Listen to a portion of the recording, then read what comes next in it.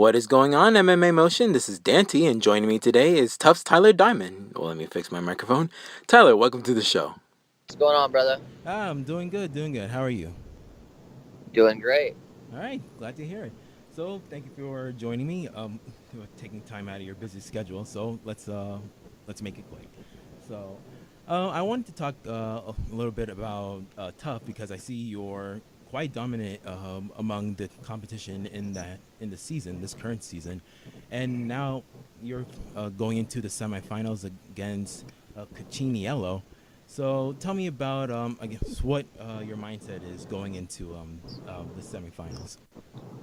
Yeah, I mean, my whole mindset at that time was like, man, one more fight until destiny, until I get what's mine, and I was just supremely confident and ready, and I was very excited for it, and yeah, you guys will see that fight. It's a great fight. Oh yeah, definitely. When I saw your fight against Delaney Perry, it was quite a grind fest, and I can see your D1 wrestling background and a little bit of what you learned with your coach. So, with your D1 wrestling, just tell me, like, since it's like the majority of your background, tell me what was the process going on with D1 wrestling, where you got that grind, or is it just like one notch of an ongoing set of just career grinding, or just Yeah. You know what? I would have to give credit. I got to give credit to wrestling above all else. I mean, it's my base, and it's really what helped make me tough. I think I was always kind of a naturally tough kid, but when I got into wrestling, I just kind of got to hone in on that. And then secondly, I got to give a big thanks to my team with Team Alpha Male.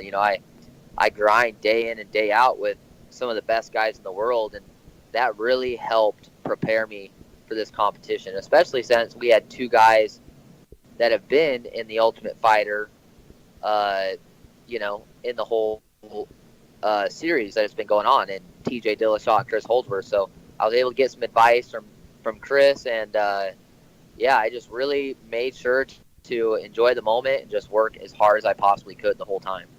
yeah, definitely. It seems that Team Alpha Male is really uh, getting um, uh, getting a monopoly on future fighters and really dominating the scene, or being a tough a contender gym, in just getting fighters and training them up to be UFC greats. Tell me more about how uh, I guess what attracted you to Team Alpha Male, or was it a case that they came to you, or you came to them? Yeah, so we don't really reach out to other people to get them to join us. It's just kind of like if you build it, they come type of thing. So Yeah. yeah, I reached out to them. I'm only from 60 miles north of Sacramento, so I'm from a town fairly close. And when I went to junior college in Sacramento, that's how I kind of got my in with Team Alpha Male because Danny Castillo, who a UFC vet, he went to Sac City and he used to come through the wrestling room and roll around with us a little bit. And he saw that I was interested, so he invited me in, and that's when I kind of got my first in with Faber and all the guys. And yeah, that's just kind of how it started. And what you mentioned earlier, yeah, we just totally have a new generation coming in. I mean, when you think Team Alpha Male, some people think Uriah Faber, TJ Dillashaw, Joseph Benavidez, Danny Castillo, Chad Mendez, but things are shifting, man. I mean, some people have left, some people are there, some people are retired, and we just have a whole new crop of very, very talented guys like myself coming up and making names for ourselves. Yeah, and to talk about the generation, yeah, from my perspective, watching UFC evolve over the years, it seems to me that wrestling is now the main thing that you need to have down pat in order to fight amongst the UFC fighters, or at least to have it to a point where you can be dominant and gain attention and victories. So, uh, so looking at the generation now, and considering the wrestling background you have, how do you think you measure up to the other UFC fighters that may be uh, well-rounded with wrestling as their strength, how do you see yourself measuring up to them?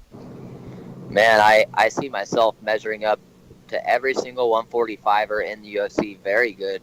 I mean, not only am I very tough and durable, I'm very well rounded. And yeah, wrestling is my base. I mean, I'm not going to say I have the best wrestling in the division because that's not true, but my wrestling is good. It's good enough to dictate where the fight goes, which is a great tool to have in fighting. You know, is being able to dictate exactly where that fight goes for the most part. So, yeah, I'm very confident against all the competition in the UFC. I mean, everyone's so dang tough, you know, and you just got to know every time that you go out there that it's going to be the fight of your life, and you're going to have to really go out there and earn it. Yeah, absolutely. Yeah, we see. Yeah, we see. Several examples like Khabib using his wrestling background from when he wrestled in Dagestan, just to grind people out, and that feeling, the affinity to grind and the willingness to use your body to just tire them out to the point of complete submission.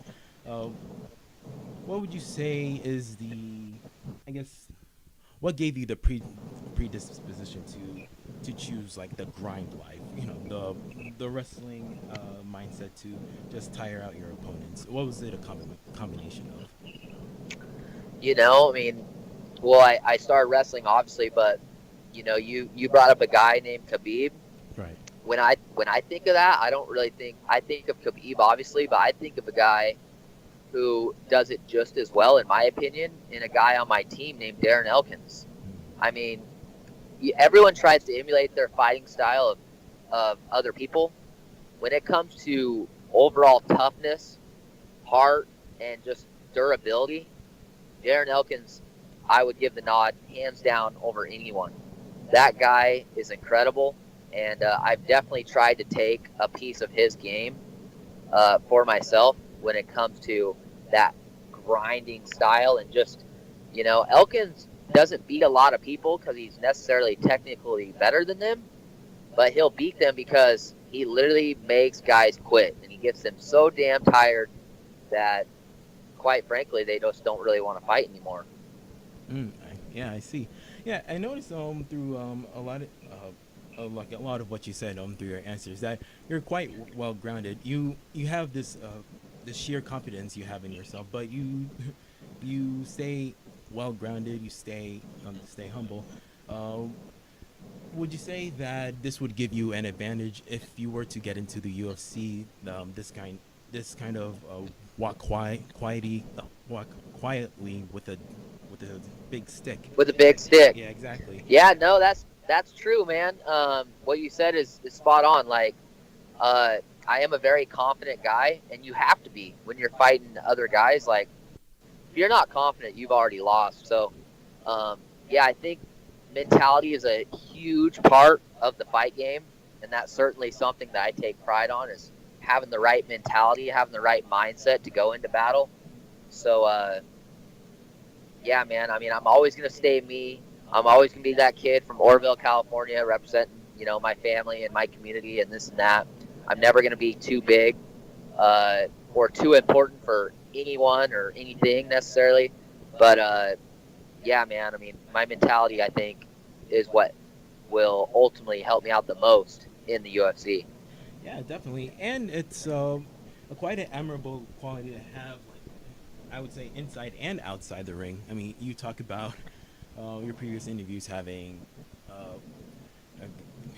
a decision to keep money in your savings account if you were to buy a car, buy like an expensive car like a Lambo. That was I found it incredibly interesting, coming from like a financially independent, a financially responsible standpoint.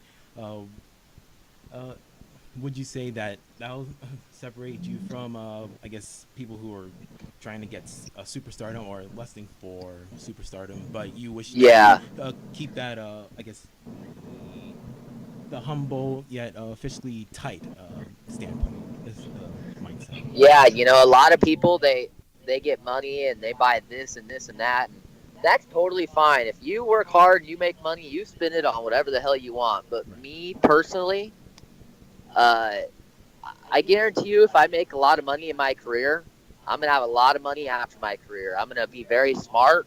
A lot of athletes get in trouble financially after their career is over because they didn't spend their money as wisely as they could. Right. And yeah, like you mentioned, if I had the option of buying a Toyota Tacoma four-wheel drive or a Lamborghini, I would take that Toyota Tacoma 100 times out of 100. No questions asked. Right. I mean, I'm going to be living on a dirt road on a big piece of property in a fairly small but very nice house. I mean, that's the plan anyway. Mm-hmm. So, yeah, I'm going to rat hole as much money as I can, Right. and I'm going to spend it on experiences, not things necessarily. That's that's an interesting point. Yeah, seeing all the fighters, like just to point out a few names, well, not naming names, but the ones who go for the lavish stuff. That's an interesting point you point out about experiences.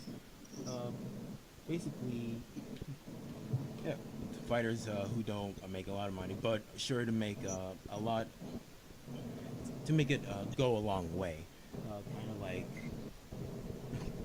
Stevie Miocic, for example, keeping his job to make him grounded, but also making sure that he stays true to himself and not get taken up by the hype.